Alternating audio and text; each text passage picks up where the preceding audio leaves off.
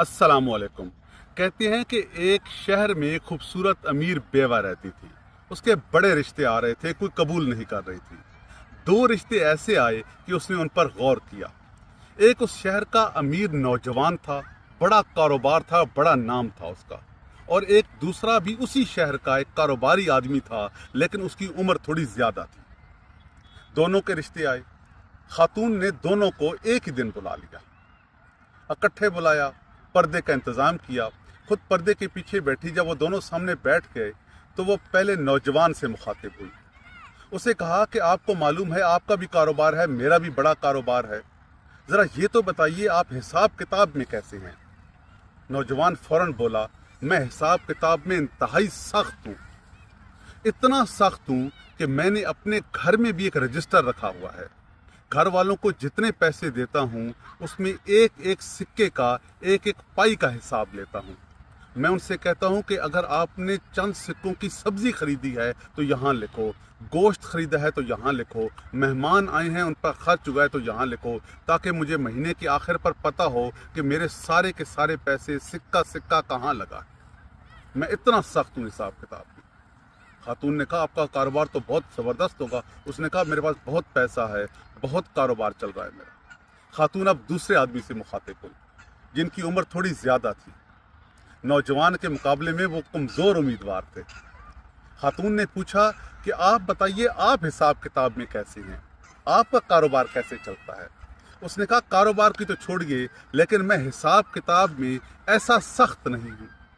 मैं घर में रजिस्टर नहीं रखता, बल्कि मैं घर में एक रकम दे देता हूँ, जहाँ घर वाले खर्च करते हैं, कितना गोश्त लाते हैं, दूध लाते हैं, सब्जी लाते हैं, मेहमानों पे खर्च करते हैं। मुझसे सिक्के सिक्के का हिसाब नहीं होता।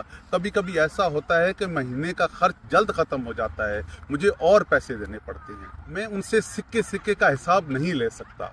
जब वो मुझे कह देते हैं कि खर्च ख़त्म हो गया है, मैं और दे देता हूँ। खातून खामोश हो गई।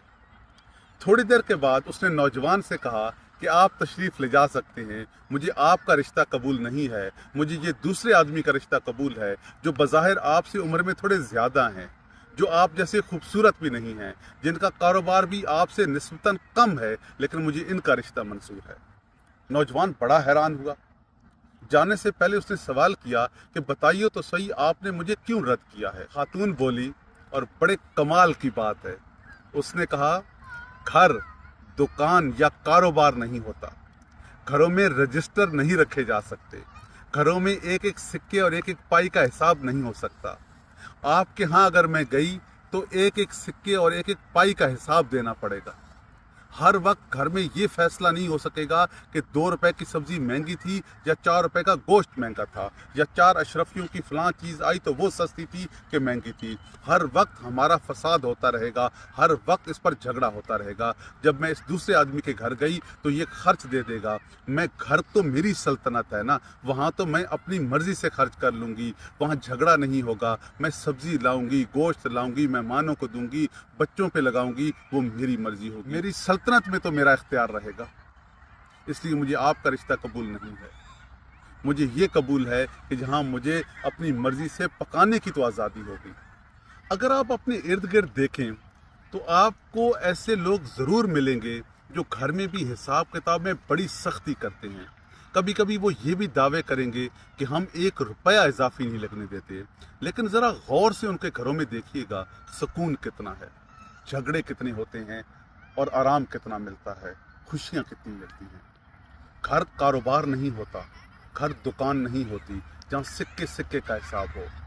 कभी मेहमान आ जाते हैं, कभी कोई अपना आ जाता है, कभी बच्चों की मर्ज़ी से कुछ पकाना पड़ जाता है, कभी मर्ज़ी से बच्चों को कुछ लेके खिलाना पड़ जाता है, कभी पहनने को अच्छे कपड़े लेने पड़ जाते हैं। ये ख़ास तौर पर मिडिल क्लास के मसाइल।